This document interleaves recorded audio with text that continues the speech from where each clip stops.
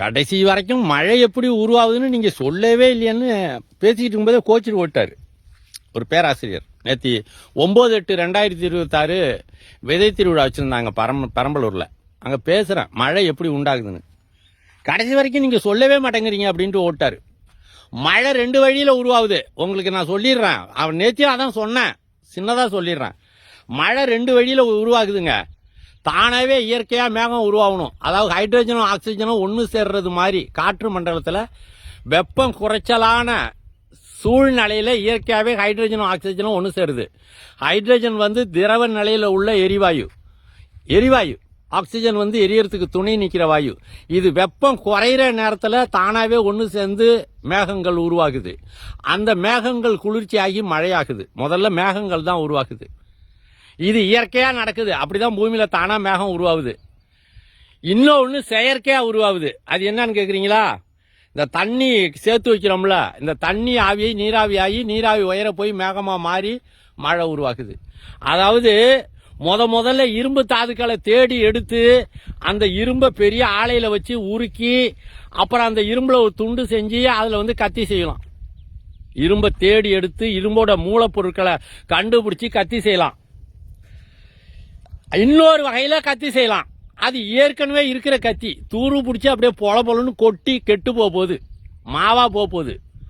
அதை நம்ம மெதுவா ஆடாம அசையாம ஆட்டினீங்கன்னா பொலன்னு கொட்டிடும். துரு பிடிச்ச கத்தி பத்திரமா எடுத்துக்கிட்டு நெருப்பு கிட்ட போனீங்கன்னா நெருப்பு கொஞ்சம் கொஞ்சமா சூடாக்கி அந்த தண்ணி எல்லாம் இரும்புல இருந்து கடத்திடும். துரு பிடிச்ச இரும்பை புழிஞ்செல்லாம் தண்ணியை வெளியேற்ற முடியாது. இரும்பும் தண்ணியும் ஒன்னா இருக்கும். அதை நெருப்புல கொண்டு போய் கொஞ்சம் கொஞ்சமா சூடாக்குனீங்கன்னா அதுல உள்ள தண்ணியெல்லாம் வெளியேறி திருப்பி கத்தி ஆயிடும். அதே மாதிரி சாக்கடை தண்ணியை ஆவியாக்கி சூடாக்கி கொஞ்சம் கொஞ்சமா வசக்க ஆவியாக்கி தூக்கிட்டு போய் மேலே கொண்டு போய் தூய பரிசுத்த ஆவிங்கிறோம்ல, அந்த மாதிரி ஹைட்ரஜனும் ஆக்சிஜனும் ஒன்னா சேர்ந்து திருப்பி அந்த வெப்பமாகி மேகமாகி மறுபடியும் மழை பொழியும். அதாவது தண்ணியை ஆவியாக்கி நீராவியாக்கி குளிர வச்சு மழை பொழிய வைக்கிறது ஒரு டெக்னாலஜி. இன்னொரு டெக்னாலஜி வளிமண்டலத்தில் காற்று மண்டலத்தில் தானாவே ஹைட்ரஜனும் ஆக்சிஜனும் ஒன்று சேர்ற சூழலை உருவாக்குனா மேகத்தை உருவாக்கலாம். இந்த டெக்னாலஜியை உலகத்திலேயே கண்டுபிடிச்சவங்க தமிழர்கள் தான். 2 விதம். இயற்கையாகவே ஹைட்ரஜனும் ஆக்சிஜனும் ஒன்று சேர்ற சூழலை வளிமண்டலத்தில் உருவாக்குனா மழை உருவாக்கும்.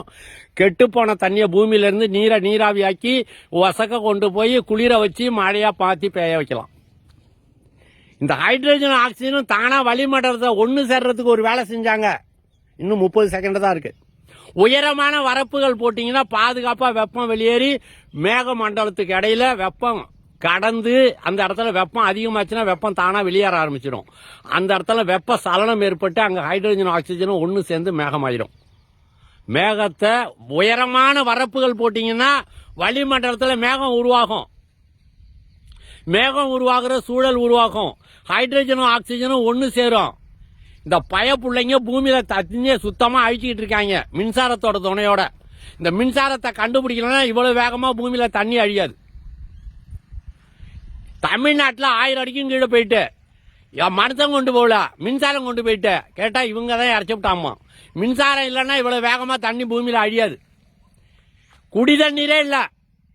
சேலத்தில் பிச்சை எடுத்து வெளிநாட்டு கம்பெனிக்காரன் நம்மளுக்கு தமிழ்நாட்டில் தண்ணி கொடுக்க போறானா. மேகத்தை உருவாக்குற தொழில்நுட்பத்தை கண்டுபிடிச்ச தமிழர்கள். ஏன்னா மேகம் ஒரு வறண்ட வானிலை இருந்தா அங்க மேகம் உருவாகாது. அங்க வெப்ப சலனம் ஏற்பட்டு வெப்ப இடத்தல் ஏற்பட்டாதான் ஹைட்ரஜன் அணுக்களும் ஆக்சிஜன் அணுக்களும் 2:1 விகிதத்துல திரவ எரிவாயுவா இருக்கிற ஹைட்ரஜனும் எரியதற்கு துணை நிற்கிற ஆக்சிஜனும் வெப்பம் குறைஞ்சி ஒன்று சேர்ந்து மேகமா மாறி அப்புறம் அந்த மேகம் குளிர்ச்சியாகி கீழே இறங்கி மழையா வரும். தண்ணீர் உண்மையில அது காத்து. இந்த சூழல் அங்க உருவாக்கணும்னா கீழே இருந்து வெப்பத்தை கடத்தி அங்க உள்ள வெப்பத்தோட சேர்த்து வெப்பம் எப்பெல்லாம் அதிகரிச்சதுனோ அது மேல் நோக்கி போகும்னு கண்டுபிடிச்சிக்கிட்டு உயரமான வரப்புகள் ஒரு 7 ஏக்கர்ல போட்டுருவாங்க. கண்டியாங்கோட்டை மதிப்பிற்குரிய ராஜகோபால் அவர் நம்மள மனுஷனா மதிச்சு கூப்பிட்டாரு. நீ உன் வித்தையை எங்க காட்டு பார்ப்போம். நம்பினாரா இல்லையோ தெரியல. ஆனா உண்மையில செலவு பண்ணி போட்டோம். தரிசு பூமி, நீரை உள்வாங்குகிற அமைப்பு. எங்கெல்லாம் உயரமா வரப்போ எடுத்தீங்களோ அது எல்லாம் நீரை உள்வாங்குற அமைப்பா மாறும். சாதாரண மண்ணில் மழை பெஞ்சா ஆவி ஆயிரும். அதாவது அது நீரை வெளியேற்றுற அமைப்பு சாதாரண பூமி.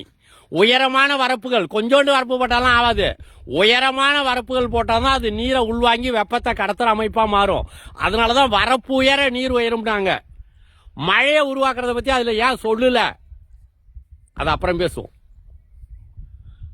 ஆக மழையை உருவாக்குற 2 வழி இருக்கு. ஒன்னு, இயல்பாவே வளிமண்டலத்துல வெப்பத்தை கடத்துனீங்கன்னா ஹைட்ரஜனும் ஆக்சிஜனும் ஒன்னு சேர்ந்து இயற்கையாகவே மேகம் உருவாகும்.